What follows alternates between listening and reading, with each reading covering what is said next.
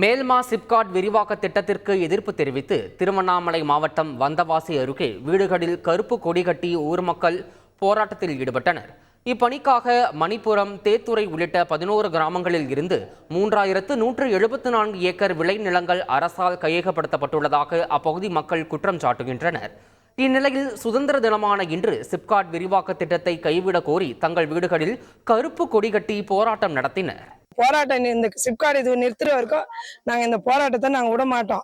அதனால நாங்க வீட்டுக்கு வீடு நாங்க கருப்பு கொடி ஏற்றி அங்க போராட்டத்தை நாங்க கைவிட மாட்டோம். சிப்காட் இந்த மேல்மா சிப்காட் திட்டம் என்னைக்கு விடுறான்றாங்களோ அன்னைக்குதான் எங்க போராட்டம் நிறுத்தோம். அதனால எங்களுக்கு அன்னைக்குதான் எங்களுக்கே சுதந்திரம் கிடைக்கும். அது வரைக்கும் எங்களுக்கு சுதந்திர தினமே கிடையாது.